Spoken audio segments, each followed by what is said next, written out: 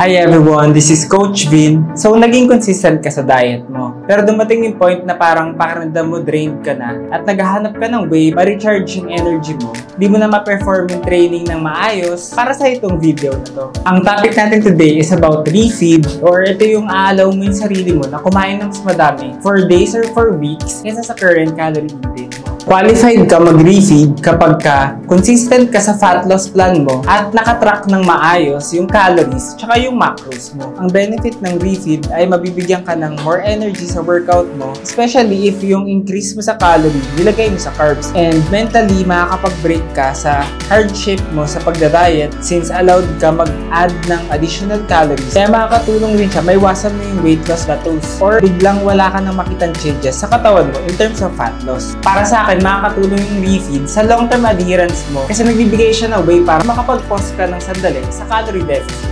Ito yung 3 steps para ma-implement mo yung refeed sa diet mo. Number 1, eat at maintenance. So, increase natin yung calories natin hanggang sa maintenance. Meron akong video kung paano natin makukuha yung maintenance calories natin. Maglalagay din ako ng link sa description.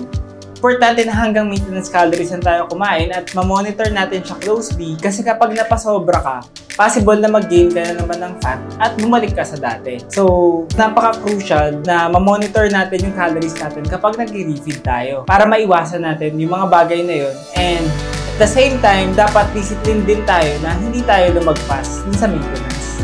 Number 2, mag-add tayo ng carbs.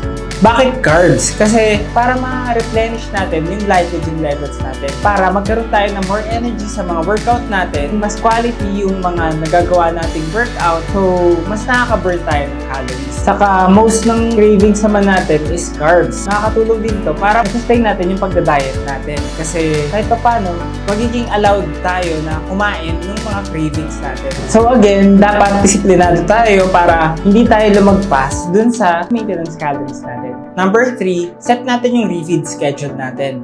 So, the more na lean ka, mas kailangan mo ng refeed kasi mas hesitant yung katawan mo sa pag-lose. Pero kung nasa heavier side ka naman, hindi mo ganong kailangan ng refeed kasi hindi naman ganong hesitant yung katawan mo sa pag-lose ng fat. For example, kung nasa obese category ka, pwedeng 5 to 8 weeks strict cutting ka, then 1 week maintenance calories. Leaner side ka naman, pwedeng 3 to 4 weeks strict ka, then maintenance calories. Sa ngayon, wala pa namang study yung refeed kung gaano nga ba siya talaga nakakatulong para maiwasan mo yung fat loss plateaus. Pero pwede mo siyang gamitin as a tool para mas maging consistent ka sa pag-diet mo. Ang goal naman kasi lahat ng program is matulungan ka na ma-achieve yung fitness goal mo by helping you na mag-stick dun sa program. So, makakatulong yung refeed sa'yo na mag-stick ka sa program, then implement mo siya. Itrato na lang natin yung refeed as a save point sa laro na, for example, na-achieve mo na yung ganitong fat loss.